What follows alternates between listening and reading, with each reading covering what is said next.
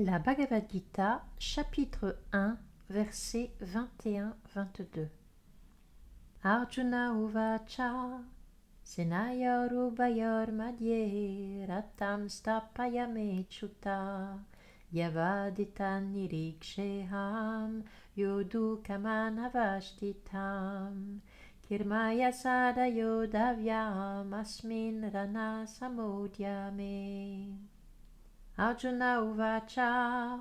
Arjuna dit, Senayo, armée, Ubayo, des deux, Madhye, au milieu, Ratam, char, Stapaya, veuille placer, mais mon, Achyuta, ô infaillible, Yavat, tant que, Etan, tous ceux, Nirikshe, puissent voir, Aham, je, Yodu Kaman, désireux de combattre, Avashtitan, aligné sur le champ de bataille, Ke, contre qui, Maya, par moi, Saha, ensemble, Yodavyam, combattre, Asmin, dans ce, Rana, conflit, Samodhyame, au cours de l'engagement.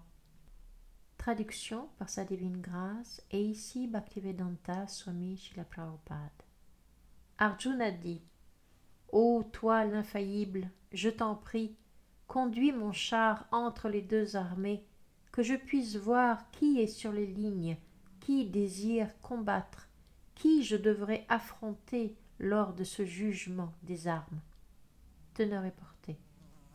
Bien qu'il soit Dieu lui-même, Krishna s'est mis au service d'Arjuna, son ami, de par sa miséricorde immotivée.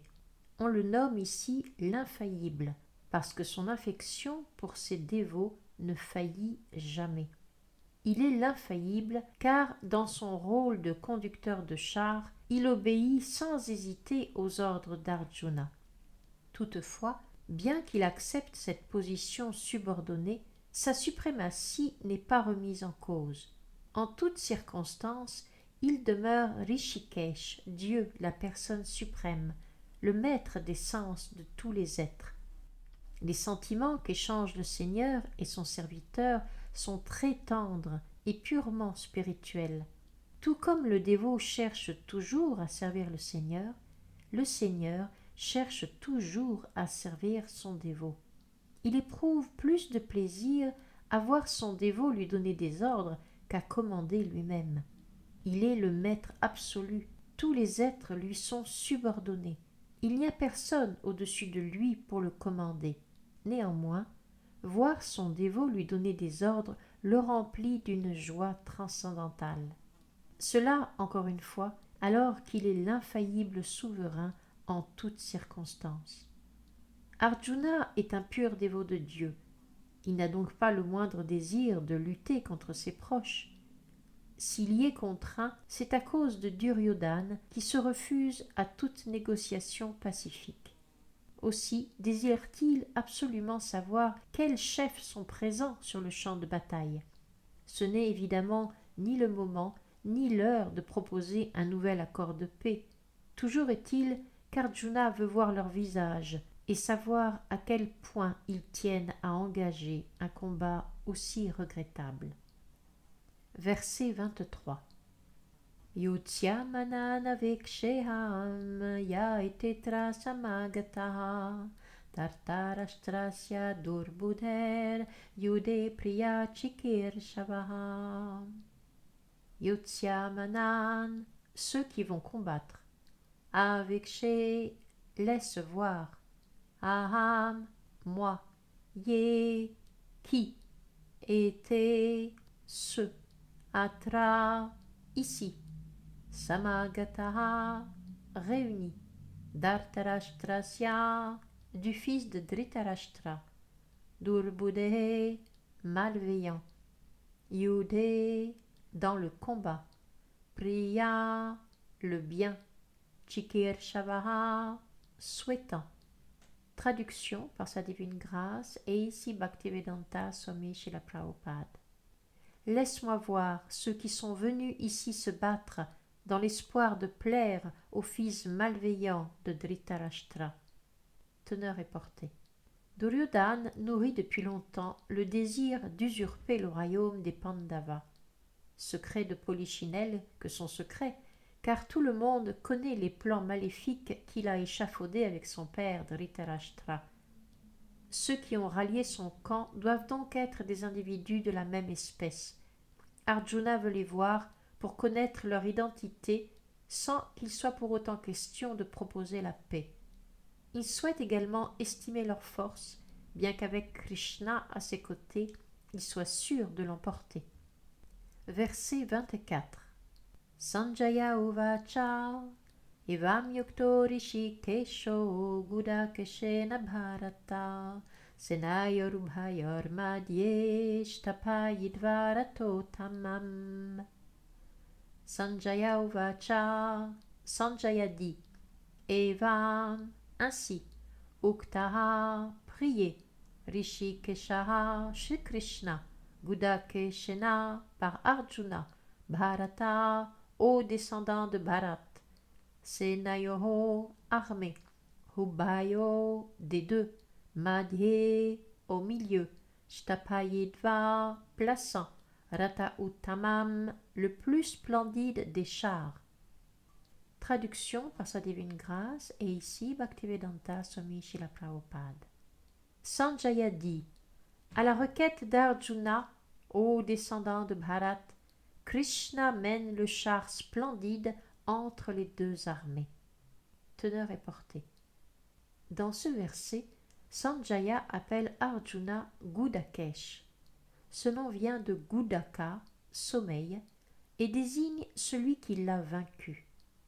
Le sommeil étant une forme d'ignorance, si l'on donne ce nom à Arjuna, c'est que son amitié pour Krishna lui a non seulement permis de dominer le sommeil, mais également de vaincre l'ignorance. Parce qu'il se voue entièrement au Seigneur, il ne peut l'oublier, fût-ce un instant. Telle est la nature du dévot de Krishna. Qu'il veille ou qu'il dorme, il pense constamment au nom de Krishna, à sa forme, à ses attributs, à ses divertissements. Comme il s'absorbe toujours en ses pensées, il conquiert le sommeil et l'ignorance. Voilà ce qu'est la conscience de Krishna, le samadhi.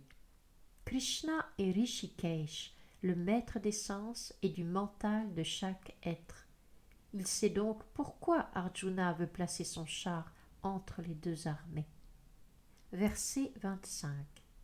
Bhishmadrona pramukata sarvesham cha mahikshitam uvacha partapashyetan samavetan kuruniti. Bhishma, Bhishma l'aïeul. Drona, Drona le précepteur. Pramukata, devant. Sarvesham, tous. Cha, aussi. Mahikshitam, les chefs du monde. Uvacha, dit. Partha, ô fils de Pritha. Pashya, regarde. Etan, eux tous. Samavetan, réunis. Kurun, les membres de la dynastie Kuru.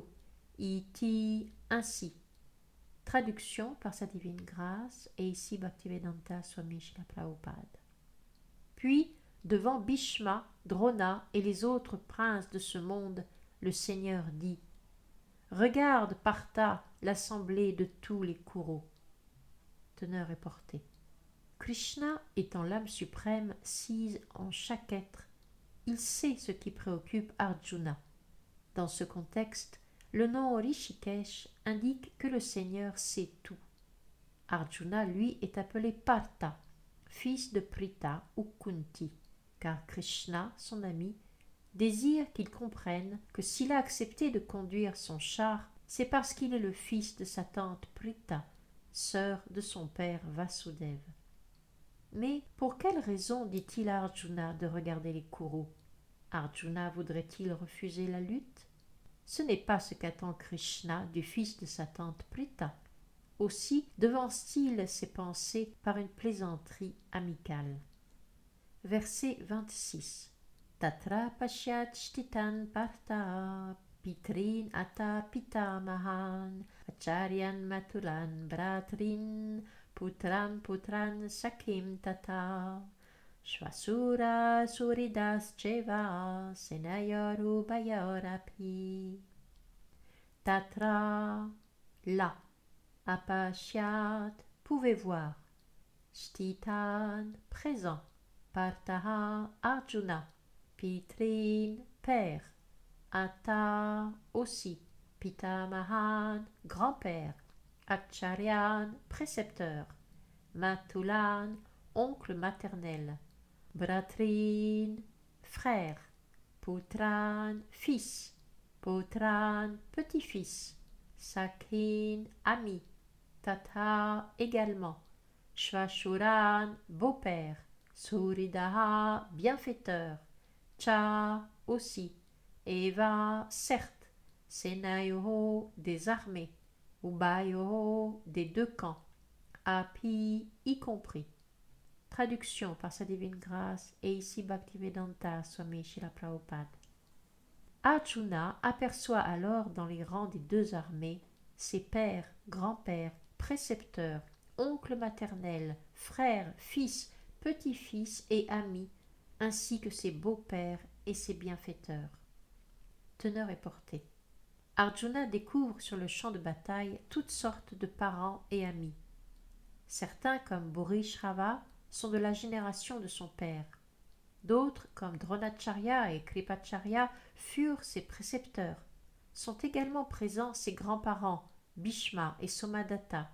Certains de ses oncles maternels, comme Shalya et Shakuni, des frères comme Duryodhana, des fils comme Lakshmana, des amis comme Ashvatthama, et d'autres encore comme Kritavarma, qui se sont toujours montrés bien disposés à son égard.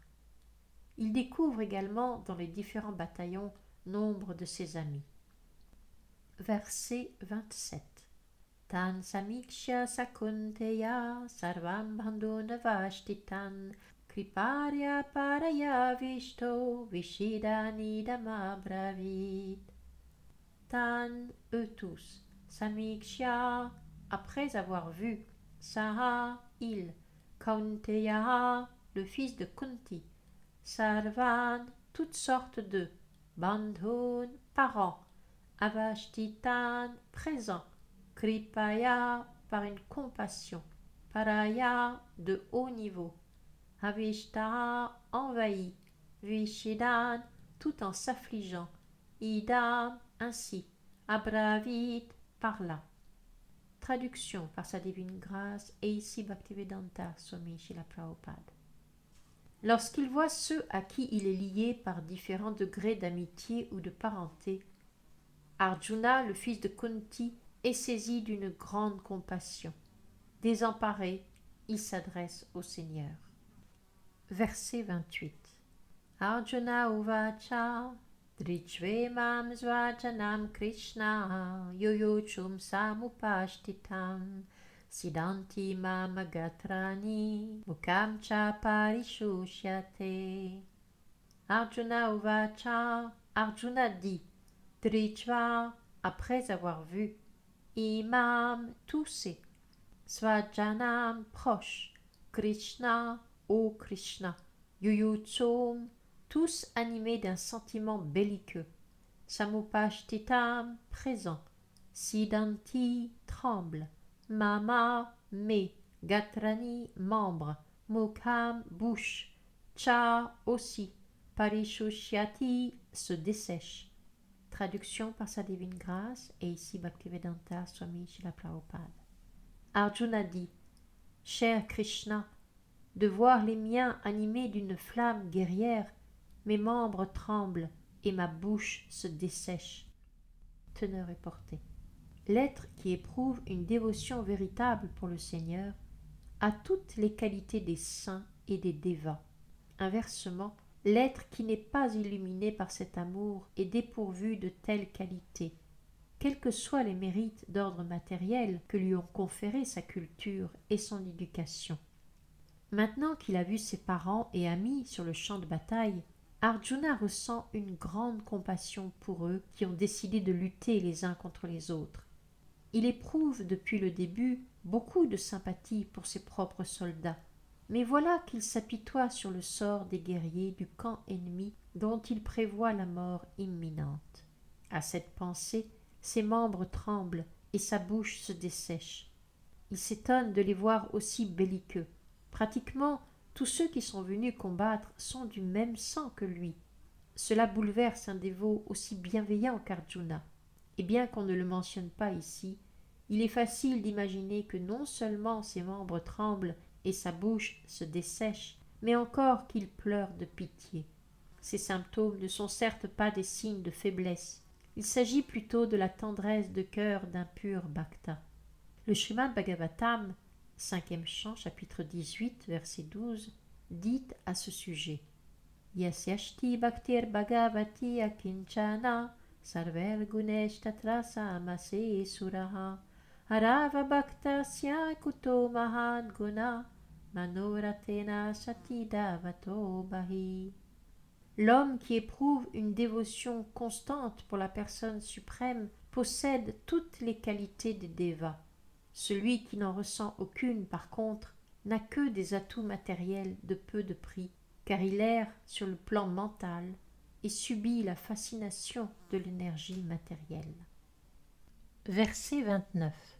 Vipatuscha sarire me romaharshascha jayate gandivam shramsate hastat tvakcheva paridayate. Vipatuhu, le frémissement du corps. Cha, aussi. Sharire, sur le corps. Mais, de moi. Romaharshaha, le hérissement des poils. Cha, aussi. Jayate, se produit. Gandivam, l'arc d'Arjuna. Shramsate, glisse. Astat, de la main. Tvak, la peau. Cha, aussi. Eva, certes.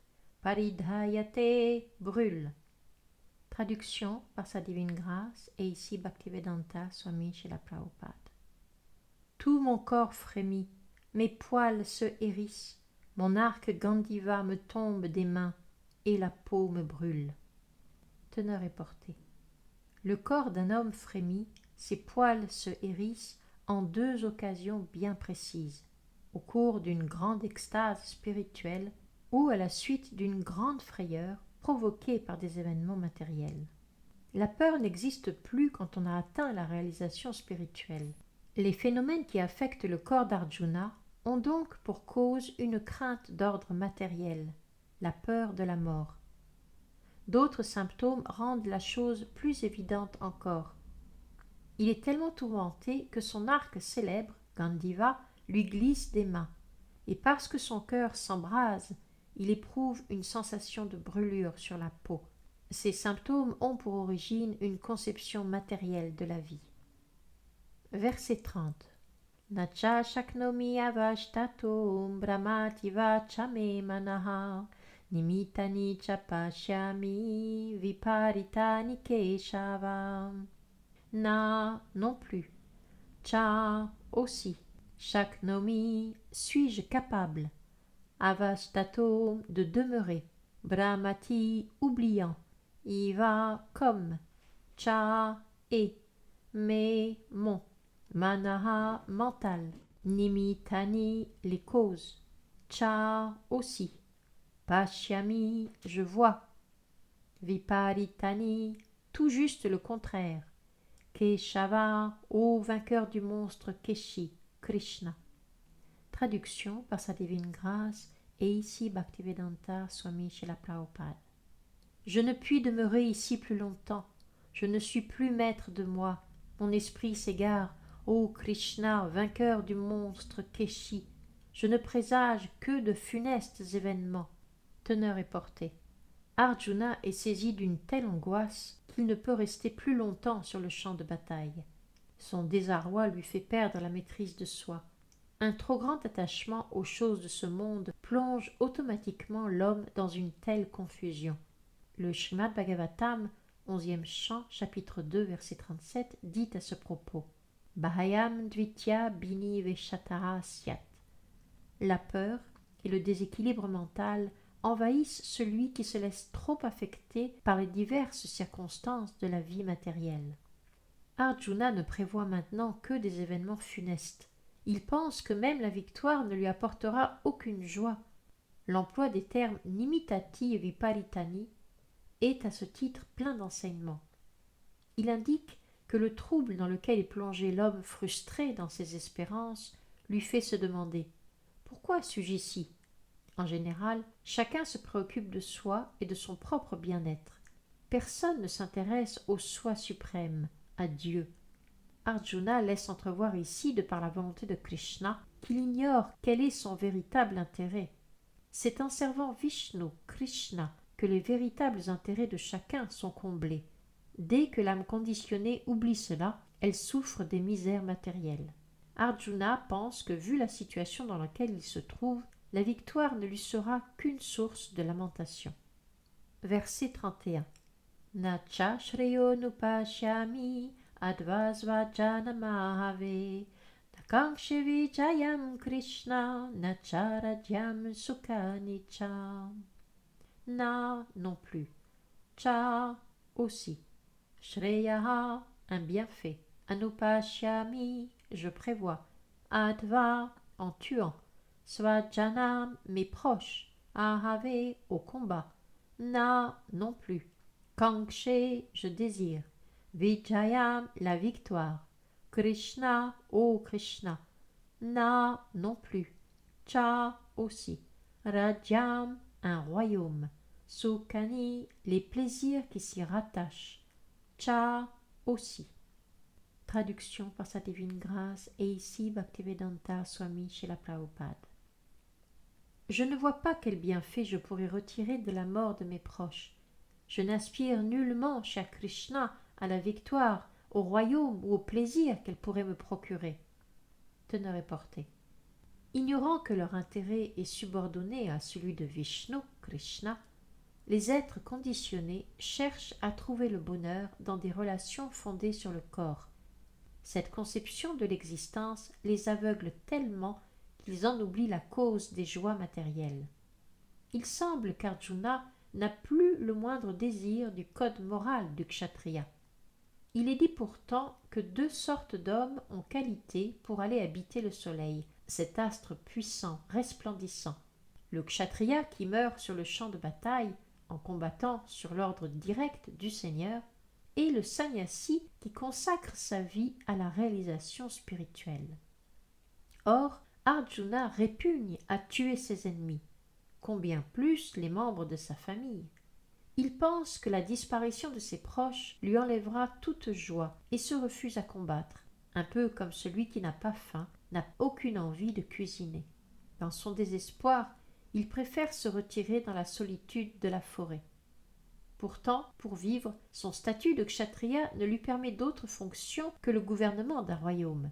Comme il ne possède aucune terre où régner, la seule façon d'en acquérir une est de se battre contre ses cousins et de reconquérir le royaume légué par son père. Mais c'est justement ce qu'il refuse de faire. Il pense donc n'avoir d'autre choix que de se retirer dans la forêt et y vivre dans l'isolement et la frustration. Versets 32 à 35. Kim no rajena govinda, kim bhogera jivitena va, yeshamarte kankshitam no rajyam bhoga sukhani cha. Tahime vashtita yode pranas jakdvadanani cham, acharya pitara putras tateva cha pitamaha. Matula shvashura putra shyara sambandhinastata. Etannaham tumichami gnatopi madhusudanam. Apitrero kyarajasya eto kim no mahikrite nihatya dartarastranna capriti syas janardanam. Kim, à quoi servirait? Naha, à nous. Rajena, le royaume. Govinda, ô Krishna. Kim, à quoi? Bhogehe, la jouissance. Jivitena, la vie.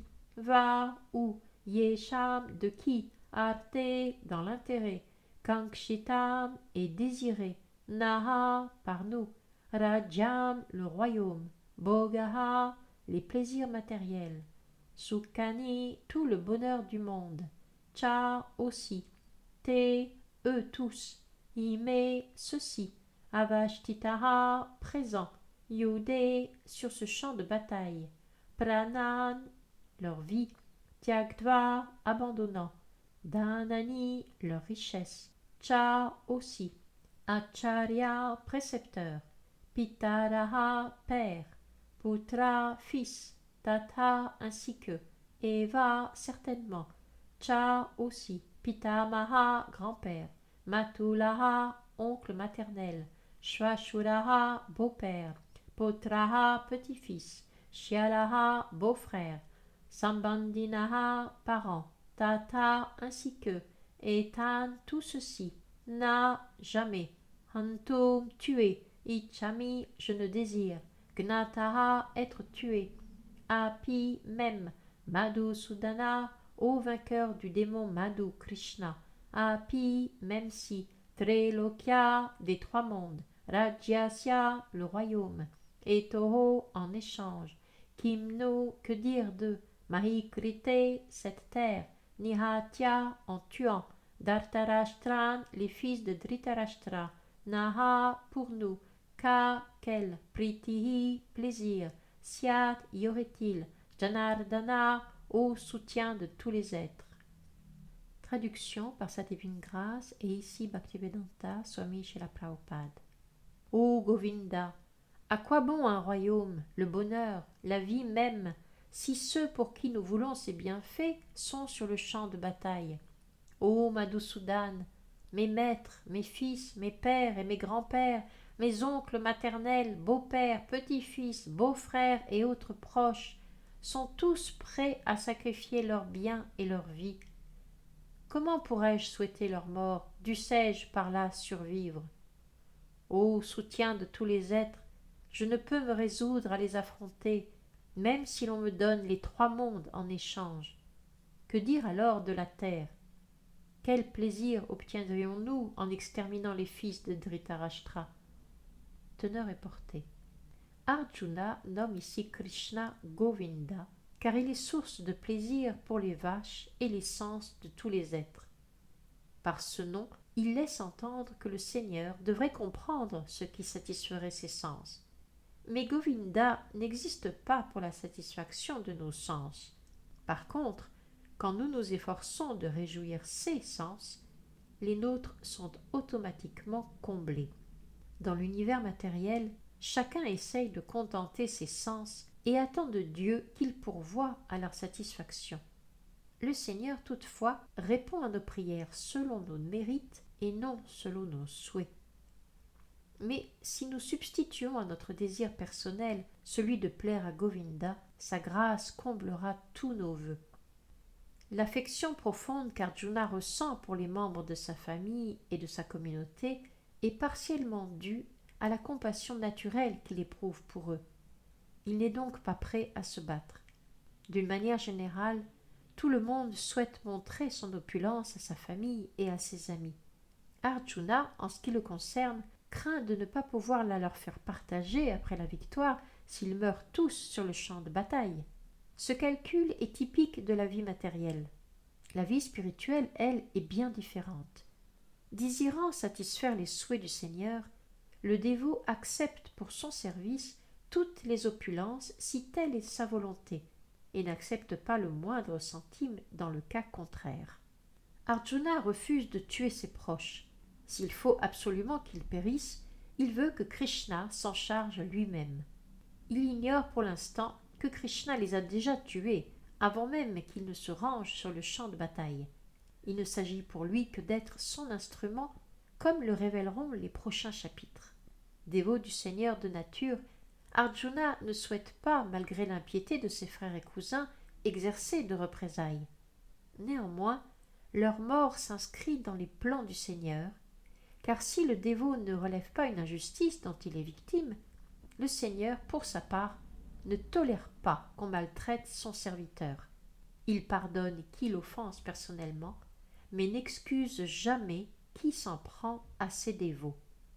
Bien qu'Arjuna souhaite leur pardonner, le Seigneur, lui, a décidé de tuer les impies. Verset 36.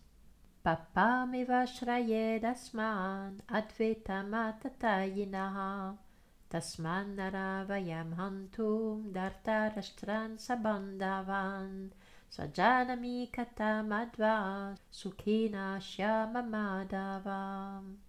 Papam, le vice, Eva, certes, Ashrayed s'abattra, Asman sur nous, Adva en tuant, Etan toussé, Atatayinaha agresseur, Tasmat par conséquent, Na jamais, Haraha digne, Vayam de nous, Hantum de tuer, Dartarashtran les fils de Dhritarashtra, Svabandhavan en même temps que ses amis, Svajanam des proches, I certes, Katam comment, Hadva en tuant, Sukhinaha heureux, Syama deviendrons-nous, Madhava ô époux de la déesse de la fortune, Krishna.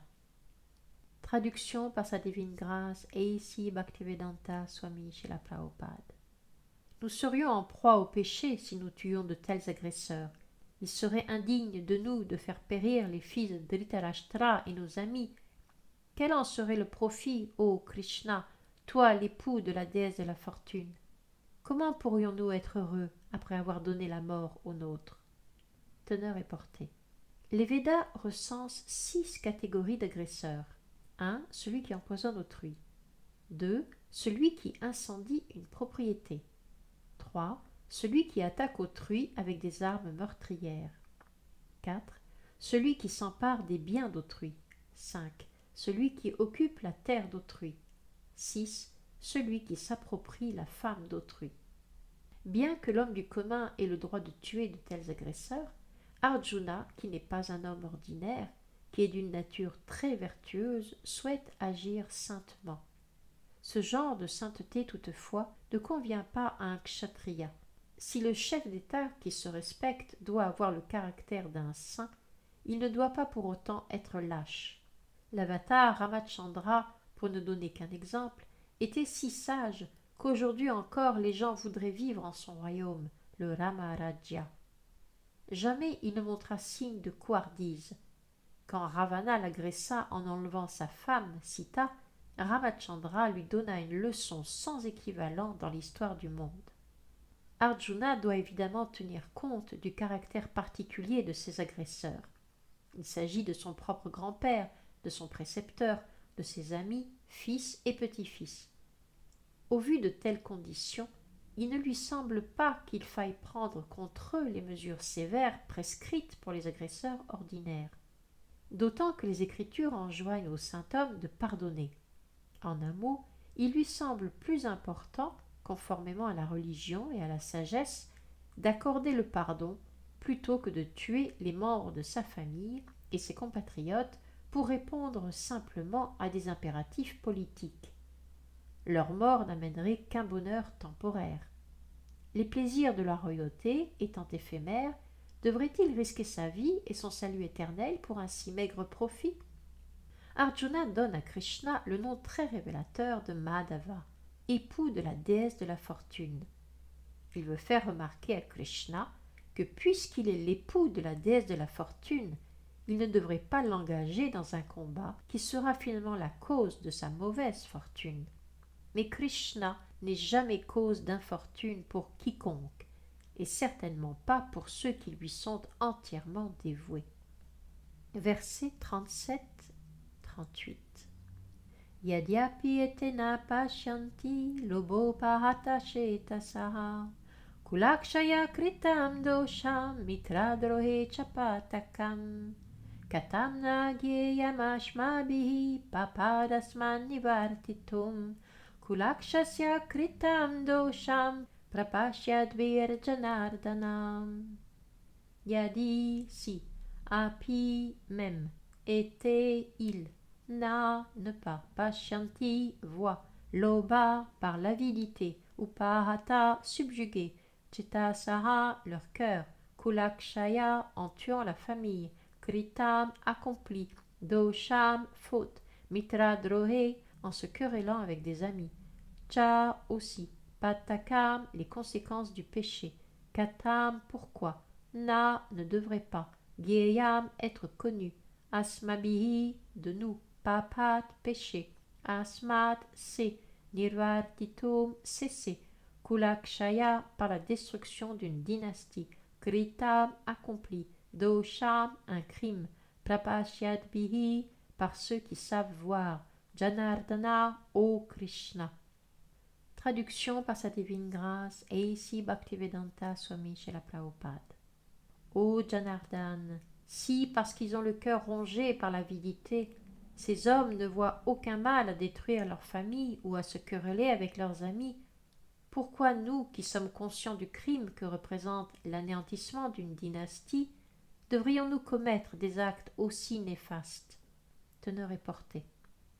En principe, un kshatriya ne peut refuser un défi, que ce soit pour un jeu ou pour un duel. Arjuna, défié par le camp de Duryodhana, ne peut donc se dérober. Il pense néanmoins que ses rivaux n'entrevoient sûrement pas les conséquences désastreuses d'une telle provocation, alors que lui les voit, et pour cela ne peut envisager de combattre. Une obligation ne saurait nous lier que dans la mesure où les résultats sont positifs, sans quoi elle n'a pas lieu d'être. Après avoir pesé le pour et le contre, Arjuna finit par décider de ne pas livrer bataille. Verset 39. Kulakshaye pranashyanti kula dharma sanatanaha dharme nashte kulam kritsnam adharmo bhibavat yutam. Kulakshaye par la destruction de la famille, pranashyanti sont anéantis, kula dharmaha les traditions familiales, sanatanaha éternelle, dharme la religion, nashte étant détruite, kulam la famille, kritsnam entière, adharmaha l'irreligion, habibhavati transforme, uta il est dit. Traduction par sa divine grâce, A.C. Bhaktivedanta Swami Srila Prabhupada. La destruction d'une famille entraîne l'effondrement des traditions familiales éternelles, si bien que ses descendants sombrent dans l'irreligion. Teneur et portée. Le Varnashram Dharma comprend maints principes moraux qui permettent aux membres d'une famille de grandir en force et sagesse, de bien assimiler tout au long de leur vie les valeurs spirituelles. L'adhésion à ces principes purificateurs est à la charge des membres aînés de la famille. S'ils meurent, il est fort probable que ces principes soient négligés et que la descendance sombre dans l'irreligion, perdant ainsi tout espoir de libération spirituelle. On ne devrait donc tuer les anciens sous aucun prétexte. Verset 40. Adharma bibhavat Krishna pradushyanti kulastriyaha strisho dushta suvarshneya jayate varna sankaraha. Adharma, l'irreligion. Abhibhavat, ayant pris le dessus. Krishna, ô Krishna. Pradushyanti, se corrompent. Kulastriya, les femmes de la famille. Strishu, de la gente féminine. Dushtasu, du fait de cette dégradation. Varshneya, ô descendant de Vrishni. Jayate, voit le jour. Varna Sankaraha, une progéniture non désirée. Traduction par sa divine grâce, A.C. Bhaktivedanta Swami Srila Prabhupada. Lorsque l'irreligion s'empare de la famille, ô Krishna, ô descendant de Vrishni, les femmes se corrompent et de leur dégradation naît une progéniture non désirée. Teneur et portée.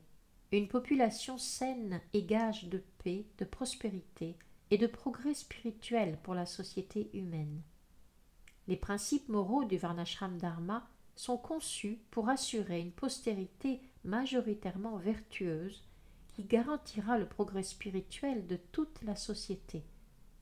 La pureté d'un peuple dépend de la chasteté et de la fidélité des femmes. Or, tout comme un enfant se laisse facilement tromper, une femme se laisse facilement corrompre. C'est pour cela que l'un et l'autre doivent être protégés par les aînés de la famille. Janaka Pandit disait que l'intelligence des femmes étant généralement de moindre vigueur, il est difficile de leur faire pleinement confiance. C'est pourquoi elles doivent toujours être engagées en des activités religieuses qui relèvent de la tradition familiale. Leur chasteté et leur dévotion leur permettent alors d'engendrer une descendance vertueuse capable de participer au Varnashram Dharma. Mais si l'on néglige ce système social, le commerce assidu entre hommes et femmes favorisera certainement les relations adultères et par suite l'apparition d'une population indésirable. Des hommes irresponsables sont également à l'origine de l'adultère et provoquent eux aussi la naissance d'enfants non désirés qui envahissent la société en l'exposant aux guerres et aux épidémies. Verset 41. Sankaro naraka yeva kulagnanam kulasya cha patanti pitaro yesham lupta pindodaka kriyaha. Sankaraha, cette progéniture non désirée, narakaya, rend la vie infernale. Eva, certes, kulagnanam, pour ceux qui détruisent la famille. Kulasya, pour la famille. Cha, aussi. Patanti, tombe. Pitaraha, les ancêtres. I, certes. Et Sham, à eux. Lupta, interrompu. Pinda, d'offrande de nourriture. Udaka, et d'eau. Kriyaha, les pratiques. Traduction par sa divine grâce, et ici Bhaktivedanta Swami Srila Prabhupada. L'accroissement du nombre de ces indésirables plonge la famille et ceux qui en ont détruit les traditions dans une existence infernale. Les ancêtres de ces familles dépravées choient, car on cesse de leur faire des oblations d'eau et de nourriture. Teneur est portée. Selon la tradition védique, ceux qui recherchent des bienfaits matériels doivent régulièrement faire des oblations d'eau et de nourriture aux ancêtres de la famille. Cette nourriture est d'abord offerte à Vishnu, puis les reliefs sanctifiés de l'offrande, prashadam, sont présentés aux ancêtres, car le prashadam a le pouvoir de délivrer tout homme des conséquences de ses actes coupables. Il est possible en effet que nos ancêtres souffrent encore des conséquences de leurs péchés, que certains d'entre eux ne puissent obtenir un corps physique et soient obligés de vivre dans un corps subtil, comme des fantômes. Leur offrir ce prashadam, c'est leur permettre de sortir des conditions misérables dans lesquelles ils se trouvent. Il appartient à la tradition familiale de garantir cette assistance. Ceux qui ne se vouent pas pleinement à Dieu doivent impérativement exécuter ce rituel. Le dévot du Seigneur n'a pas ce devoir, car il lui est donné par la seule force de ses actes dévotionnels de libérer des milliers d'ancêtres de toutes sortes de souffrances. Le Srimad Bhagavatam, 11e chant, chapitre 5, verset 41, dit à ce propos: Devarishi bhutaptan linam pitrinam nakinkaro nayam rinir charajam sarvatmanaya sharanam sharanyam gato mukundam pariritya kartam. Celui qui a pris refuge au pied pareil au lotus de Mukunda, le pourvoyeur de la libération, qui s'est défait de tout engagement et suit sérieusement la voie de la dévotion, n'a plus ni devoir, ni obligation envers les dévas, les sages, la famille, les ancêtres, l'humanité et les êtres en général. Il lui suffit de servir Dieu, la personne suprême, pour s'en acquitter automatiquement. Verset 42. Dusherete kulagnanam varna sankara karake uchchadyante jati dharmaha kuladharmascha shashvataha. Doshe, faute, ete, par toutes ces, kulagnanam, de ceux qui détruisent la famille, varna shankar, d'enfants non désirés, karake, qui sont à l'origine, utsadhyante, sont anéantis, Jati Dharmaha, les projets communautaires. Kula Dharmaha, les traditions familiales. Cha aussi. Shashvataha, éternel. Traduction par sa divine grâce, et ici Bhaktivedanta Swami Srila Prabhupada. Les actes néfastes de ceux qui détruisent les traditions familiales provoquent l'apparition d'enfants non désirés. Ils ruinent les projets communautaires et mettent un terme aux pratiques bénéfiques pour la famille. Teneur et portée.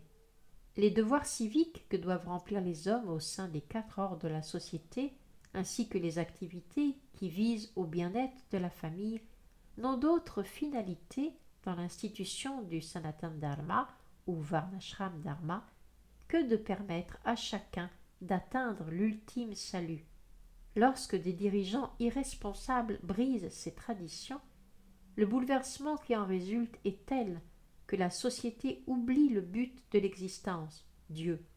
Ces dirigeants sont dits aveugles.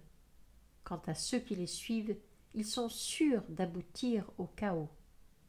Verset 43. Utsana kula dharmanam manushyanam janardana narake niyatam vaso bhavatiti hanushoshruma. Utsana de ceux qui ont anéanti. Kula dharmanam les traditions familiales. Manushyanam de ces hommes. Janardana ô Krishna. Narake en enfer. Niyatam toujours. Vasaha la résidence. Bhavati il advient. Iti ainsi. Anushoshruma j'ai entendu par la lignée des maîtres du savoir. Traduction par sa divine grâce et ici Bhaktivedanta Swami Srila Prabhupada. Je le tiens de la lignée des maîtres du savoir, ô Krishna. Ceux qui détruisent les traditions familiales vivent à jamais en enfer. Teneur et portée. Arjuna ne tire pas ses arguments de son expérience personnelle, mais de ce qu'il a entendu des lèvres d'autorité. La véritable connaissance s'acquiert de cette façon. On ne peut l'obtenir que par l'intermédiaire d'une personne compétente qui en est déjà maître. Les règles du Varnashram Dharma stipulent que l'homme doit s'acquitter avant sa mort d'un rite de pénitence, prayachita, destiné à le purifier de tous ses actes coupables. Un pécheur doit donc particulièrement se plier à cette règle, car s'il y manque, ses actes déméritoires le forceront à vivre des vies misérables sur les planètes infernales. Verset 44.